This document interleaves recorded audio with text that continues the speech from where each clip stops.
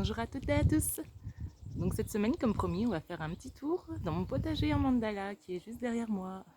Donc j'espère que la petite balade vous plaira. Je vous dis à tout de suite.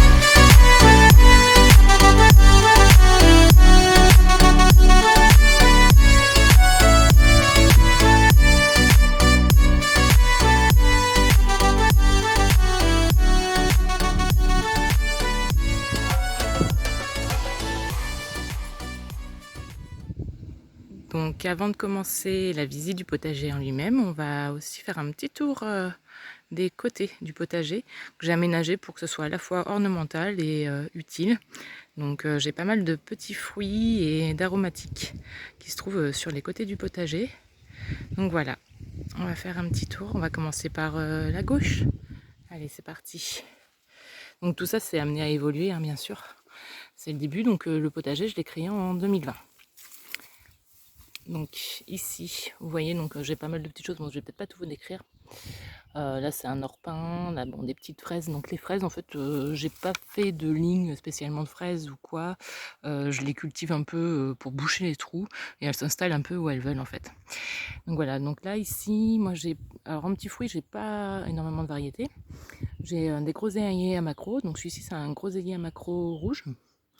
Donc qui va venir, donc là on a un beau fenouil. Un beau fenouil bronze.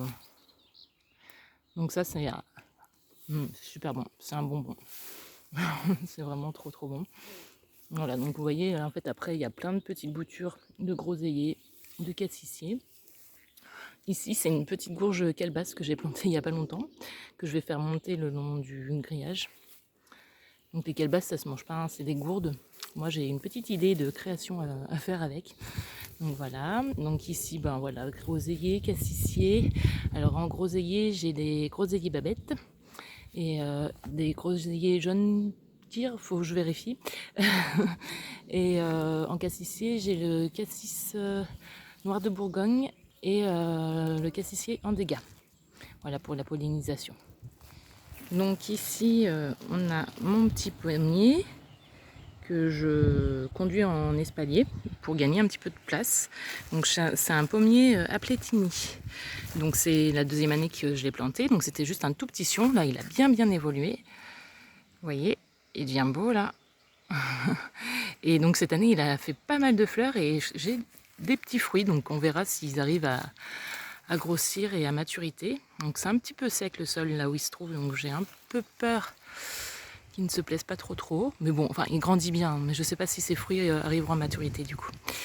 Donc voilà, là les Nepeta Quetaria, elles sont tout le temps recouvertes d'insectes. J'adore cette plante, je vous en parlerai un peu plus loin sur des spécimens un peu plus gros. Là il y a un petit peu de mauve de Mauritanie, ça je m'en sers aussi pour faire mes tisanes sur le terrain de Lunasa. Donc là, si j'ai pas de bêtises, lui c'est un cassissier noir de Bourgogne, il est devenu énorme en 2 ans. Ils sont vraiment gros. Donc en fait voilà, ici c'est tout le long, il y a des aromatiques. Là c'est une petite herbe à curry. Là ça doit être un groseillier. Donc après refenouil, voilà, il y a des petites fraises. Donc vraiment tout est mélangé. C'est une joyeuse pagaille, j'aime bien. Je trouve ça assez joli ici. Comme ça, tout mélangé. Hop, encore un petit pollinisateur, là c'est indifférent. Ouais, c'est trop sympa les Nepeta. Pour ça, il y en a beaucoup qui aiment venir les butiner. Donc voilà, donc tout le long comme ça. Donc ici, donc on reviendra plus tard, il y a les bacs. Hop. Et donc vite fait, je vous fais vraiment un petit tour vite fait sur les côtés. Donc là, bon, et après là, c'est pas mal de fleurs ornementales. Bon, ici, je vais refaire une clôture. Alors attendez, je vais essayer de vous prendre ça. Tout ici, avant, j'avais une clôture faite uniquement en noisetier, que j'avais fait qu'avec de la récup pendant le premier confinement, quand tous les magasins étaient fermés. Donc, vous voyez, elle est plus ou moins là, la clôture, pour le moment. Donc j'ai tout démonté, il y avait une tempête qui l'avait démonté. Et tout ici, donc, toute cette zone, en fait, là, les anciennes toilettes qu'on voit ici, c'est devenu un poulailler. Mais comme je n'ai plus de poules pour le moment, bon, je suis pas pressée. Mais je referai une clôture bientôt pour séparer. Et je pense que je reprendrai quelques poules l'année prochaine. Ici, oh bah c'est dommage, on n'a pas de fleurs, mais j'essaierai de prendre une photo quand il sera en fleurs. Là, c'est un rosier de Provins. Donc là, c'est le pied mère en fait que je vais multiplier pour cultiver et récolter les fleurs sur le terrain de Lunasa, ma microferme de plantes aromatiques et médicinales.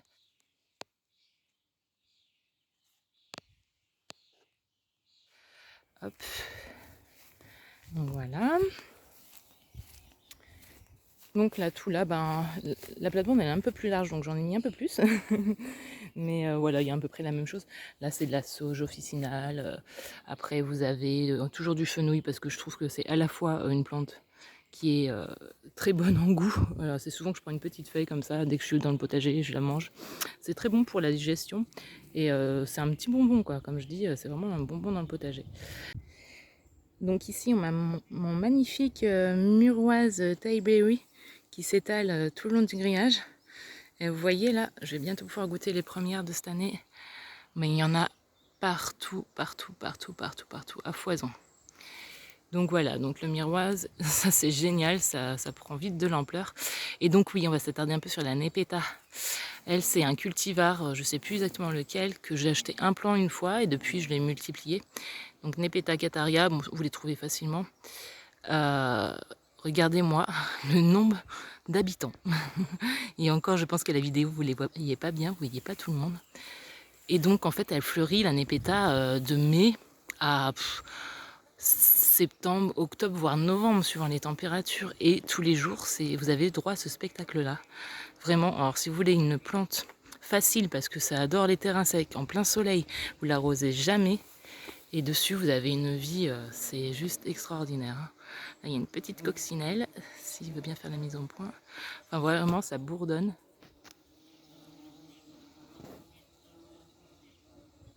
Donc voilà, ensuite, bah, toujours un peu pareil. Bon, j'ai des perroscas, j'ai de l'orpin, donc ça c'est surtout ornemental. Même si je crois que l'orpin, c'est à vérifier, mais je crois qu'on peut le manger. Bon, c'est une plante grasse, hein, mais bon, au niveau du goût, ça doit pas être très très intéressant. Mais voilà. Donc voilà, là j'ai de la santoline, des lavandes. Là c'est du lavandin, celle-ci, qui va bientôt fleurir. Donc toujours du fenouil, un petit pied de romarin qui se cache au milieu. Encore des népetas. Regardez-moi cette vie.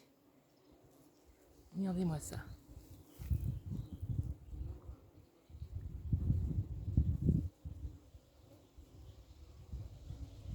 C'est juste incroyable. Le nombre d'habitants qui viennent dans les népetas. Hop, donc voilà, toujours des petits cassis. Alors là, j'ai une seule vigne pour le moment. Donc c'est une vigne chasselas que j'avais acheté vite fait pour pas cher dans un supermarché. Je pensais qu'elle survivrait pas, puis finalement, bon, tant mieux. Hein. Là, c'est de l'herbe à curry ici, qui sent très bon. Et donc voilà, il y a des petites fraises un peu partout. Alors chez moi, il faut les chercher. Quand vous voulez des fraises, voilà, c'est la chasse comme pour les œufs de Pâques. Hein. Donc il y en a un petit peu partout. Alors moi, vraiment, les fraisiers, voilà, j'en plante à droite, à gauche. Et après, ils se déplacent, voilà, suivant les endroits qu'ils trouvent. Comme je plante tout très serré pour pas avoir besoin de désherber. Un petit rosier qui grimpe, parce que moi j'envahis aussi la rue hein, quand je plante. Donc il est planté dans la rue et il monte sur le mur. Voilà, hop. Ici, bah, toujours un pareil. Hein. Hop, des petits groseilliers, des petits cassissiers à droite à gauche. Donc ça c'est des boutures hein, que j'ai fait l'année dernière. Vous voyez comment elles sont grosses. Elles grossissent vite. Hein. Hop, toujours pareil. Voilà, j'ai des petites lavandes. Là c'est une lavande papillon. Donc c'est pareil, c'était une bouture que j'ai faite. J'en ai fait 2 ou 3, celle-ci elle fonctionne plutôt bien, les autres là où je les ai plantées elles sont un petit peu serrées, elles ont un petit peu de mal. Et ici j'ai mon amandier qui cette année a presque pas fait de fleurs. Mais bon, faut dire que le pauvre l'année dernière, je l'ai transplanté en fait, ça faisait 2 ans qu'il était sur un autre terrain. Donc je l'ai arraché pendant qu'il était en fleurs, le pauvre, la chose va surtout pas faire. Et je l'ai replanté ici et au final, il n'a jamais été aussi beau. Donc voilà.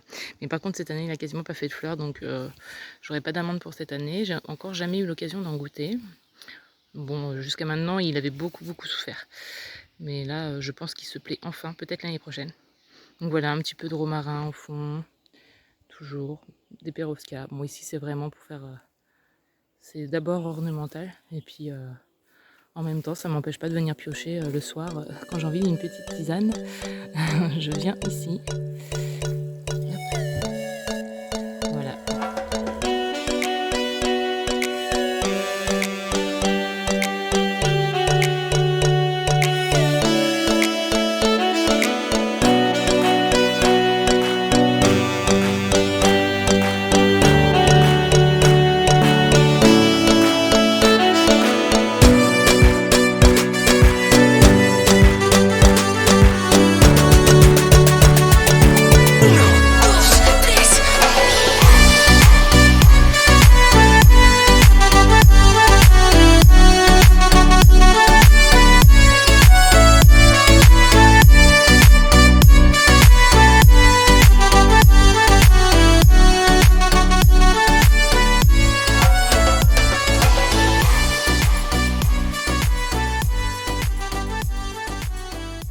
Donc le petit tour du potager.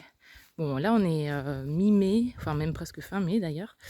Donc voilà, je viens de tout transplanter. Il faut savoir que moi je suis en train de m'installer en tant qu'agricultrice.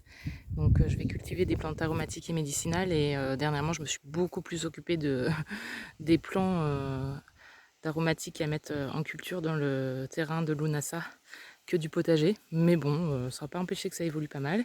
J'ai quand même réussi à faire mes plantations que j'avais besoin de faire en mai. Et donc voilà, je vais vous faire un petit tour. Donc sur cette plate-bande qui est toute ici, donc là sur les côtés, j'ai mis des mini poivrons jaunes. Je vous mettrai le nom, hein. C'est je ne sais plus quoi, belle. C'est des tout petits poivrons jaunes pour l'apéritif. Donc j'en ai mis, donc je mets 4 plants comme ça, voilà. Ici aussi et ici. Voilà, et ici j'ai mis une petite fleur, j'ai mis un cosmos et de la bourrache. Donc j'ai fait des répétitions, moi c'est un peu tout pareil sur toutes les plates-bandes. Et là en tomate, ben, du coup moi j'ai mis 2 pieds de rose de Berne. Alors en tout j'ai 12 pieds de tomates pour moi seule, hein, donc c'est largement suffisant.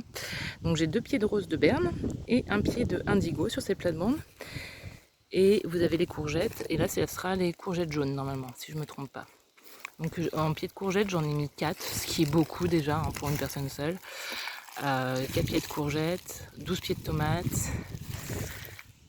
Donc voilà, donc ici c'est 2 pieds de rose de Berne, un pied d'indigo. Alors ici, sur cette plate-bande, là vous avez les poivrons et les aubergines. Les poivrons et les aubergines qui sont ici, je les ai achetés. Hein. Ça ne vient pas de mes propres semis. J'ai complètement échoué cette année. Ça n'a même pas levé. Hein. J'ai eu une aubergine sur tous les semis que j'ai fait qui ont levé. Donc voilà, les aubergines et les poivrons qui sont ici.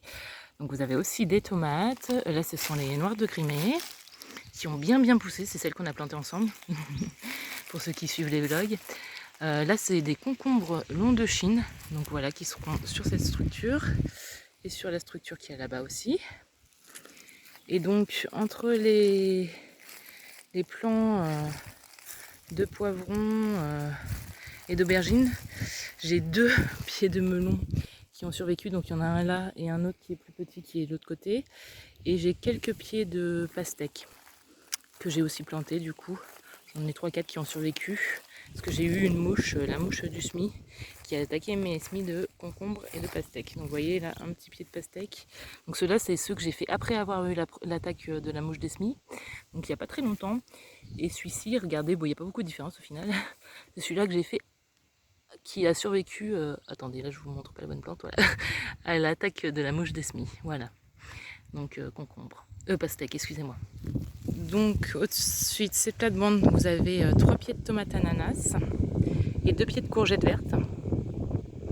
Et j'ai aussi planté, mais alors ils sont tout petits et en plus ils sont fait un petit peu attaquer par les limaces, les pauvres, des petits choux kale. Voilà, donc il y en a 2 de chaque côté, en bout de plate-bande pour pas qu'ils gênent.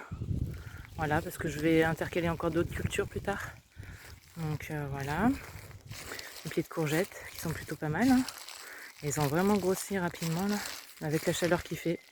Ils sont heureux. Hein. Donc voilà, mes petits choux kale, j'en ai là aussi. Ceux-là, ils sont un petit peu plus gros, ils sont moins fait attaquer par les limaces que les deux autres. Voilà. Et donc j'en ai d'autres sur l'autre plate-bande. Pareil, 2 choux kale en chaque bout. Je les mets en bout comme ça, ils ne dérangent pas. Et là donc c'est un pied de tomates cerises. Alors donc c'était un paquet de graines avec un mélange de 3 variétés de tomates cerises de couleurs différentes. Donc ça sera la surprise. J'en ai planté que 2 dans ce paquet là. Et j'ai mis aussi un pied de tomates cerises, c'est les yellow pear, hein, c'est des petites poires jaunes que j'adore. Ça me rappelle mon enfance. C'était mes petites tomates préférées quand j'étais petite. Là, ce que vous voyez, c'est des petits pâtissons, parce que à la base, j'étais pas partie pour en faire, et puis finalement, j'en ai semé il y a pas longtemps, parce qu'en discutant avec des amis, ils m'ont donné envie d'en refaire. Ça faisait longtemps que j'en avais pas fait, et en fait, les pâtissons, c'est meilleur que les courgettes, quoi. C'est vraiment, je trouve que c'est plus subtil en goût. Si vous les prenez jeunes, faut les manger jeunes comme les courgettes, et c'est bien plus, enfin, c'est plus doux, c'est vraiment meilleur. Donc ensuite mes petites plates-bandes, alors voilà, moi c'est toujours à peu près pareil, répétition, esthétiquement parlant je trouve que c'est joli voilà, de faire des répétitions, bon, après ça c'est moi. Hein. Alors sur les bords j'ai mis les oignons, sur tous les bords, vous voyez les petits oignons, donc c'est mes semis. Alors je crois que j'ai des oignons blancs, des oignons rouges et des oignons jaunes, je crois que j'ai fait un peu de tout. Ensuite là ce que vous voyez ici, tout là, ce sont des betteraves jaunes sur cette plate-bande. Encore au milieu, parce que vous voyez c'est serré chez moi, il y a des petits radis qui sont en train de pousser. Pour l'instant ils n'ont pas encore fait leurs racines. Et le long de la structure vous avez des petits pois. Et entre les petits pois normalement il y a même quelques petites salades qui se promènent. Voilà, ici à droite à gauche, voilà. Donc vous voyez c'est assez serré. Et sur les bords j'ai mis des belettes. Je les mets aussi sur les bords parce que ça prend du volume. Et comme ça, elle ne me gêne pas, même si elle reste l'année prochaine, voilà, elle ne me dérange pas. Donc voilà, j'en ai mis là aussi. Bah, sur toutes les petites parcelles, là, les 4 petites parcelles comme ça, il y a des blettes sur les côtés. Donc ici, on a les fèves, Tarahuma.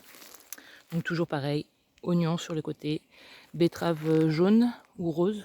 Là, c'est betterave rose, là, sur celle-ci. Hop, blettes. Et là, des fèves qui seront remplacées par des haricots grimpants une fois qu'elles auront fini leur cycle.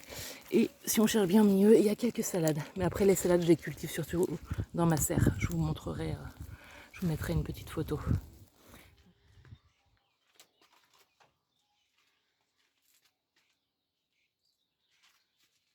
Voilà, les fèves qui commencent à me faire des petites fèves, ça y est. Je vais bientôt pouvoir en manger. Tac. Oui, moi je les sème souvent en mois de février ici, les fèves, hein, pas avant. Parce que bon, il peut geler assez fortement l'hiver. Enfin, -6, -7, moi en général ici on a rarement en dessous, mais bon, ça suffit pour embêter les fèves. Donc voilà, les petites salades. Voilà. Et donc le petit puits. Donc mon puits, il a de l'eau, il est alimenté par une source. Mais voilà, cette année, je vois qu'il commence déjà à avoir du mal à se re-remplir. Bon, il se re-remplit quand même. Mais ça m'était arrivé la première année, donc en 2020, quand il avait fait très sec. Et sauf que c'était arrivé au mois d'août. Et là, on est au mois de mai. Donc je suis un peu inquiète sur l'avenir. Parce que moi, je pense pas arroser mon potager avec l'eau de la ville. Hein. Clairement, ça m'embêterait fortement. Et donc ici, il y avait un petit bac comme ça, vous voyez, en grès. Ou en je ne sais trop quoi d'ailleurs. En béton d'ailleurs, je pense, pas en grès. Qui était percé. Donc je l'ai bouché avec un bouchon de champagne qui allait pile dans le trou. Et depuis, j'en ai fait un petit bassin, voilà. Et ça porte beaucoup de vie. Hein. J'ai déjà eu des libellules qui se sont reproduites dedans, où j'ai vu la transformation de la libellule. Et cette année, j'en ai pas vu encore, mais d'habitude, j'ai une petite grenouille qui vient y vivre, donc on verra si elle vient. Donc voilà, avec toute la vie autour, avec les népétas, évidemment. Donc cette plate-bande là, donc c'est des petits pois aussi au milieu. Donc toujours pareil, oignons sur les côtés, blettes sur les bords. Voilà, et puis là j'ai mis des petits choux raves que j'ai installés il y a peu de temps, ici. Là c'est des choux raves d'Ina. Alors ceux-là, déjà les choux raves, c'est un légume que j'ai redécouvert il y a peu, mais que j'adore, que je trouve vraiment succulent cru comme cuit. C'est vraiment très très bon. Pour l'hiver, c'est génial. Parce que c'est vrai que moi l'été je mange beaucoup de salade, donc je fais pas une grande diversité de légumes pour l'été. L'hiver un peu plus, mais c'est pareil, je mange souvent la même chose, je vous avoue. Après, quand vous faites votre propre potager, vous mangez de saison en fait, donc c'est souvent la même chose.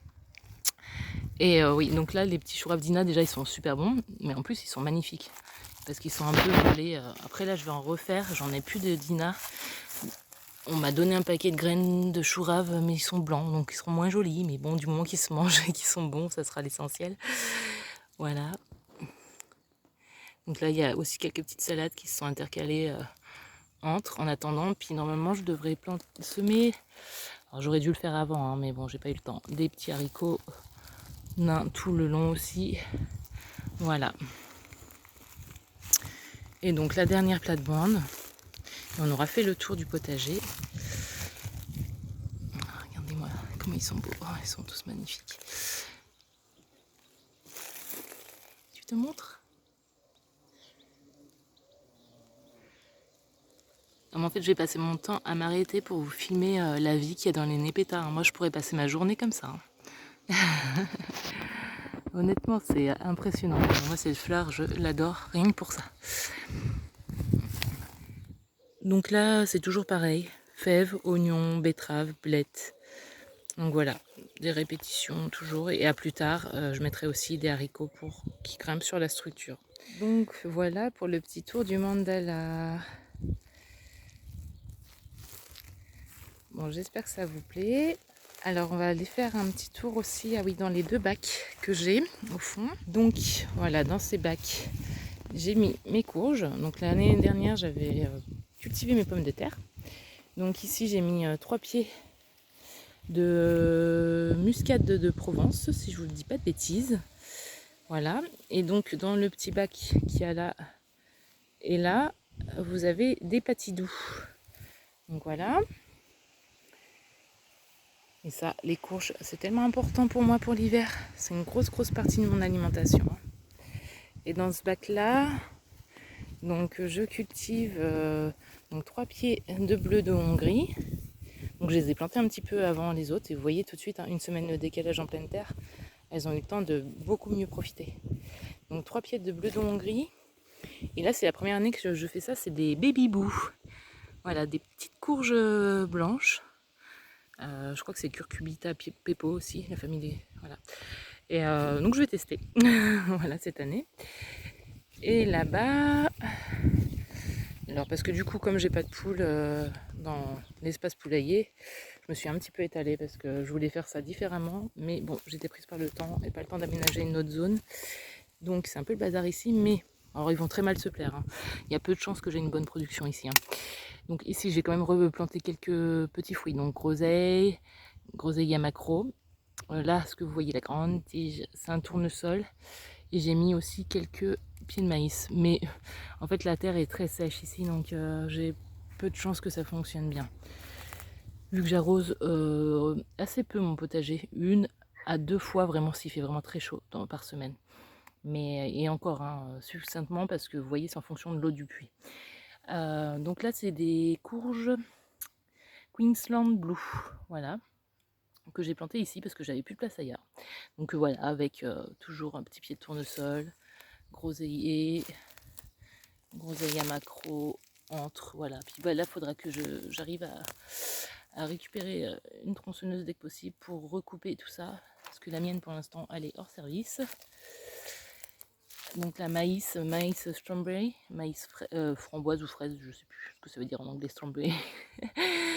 Voilà, maïs, tournesol et toujours voilà la même chose. Bon, ici je sais pas trop si ça donnera quelque chose. Je les ai plantés dans l'espoir que, mais j'avais plus d'endroit où les mettre et donc je les ai plantés ici au lieu de les mettre nulle part. Hein. En tout cas, j'espère que le petit tour du potager vous aura plu. On refera une petite visite au mois de juin pour voir l'évolution. Je vous dis à très vite et je vous souhaite une belle semaine.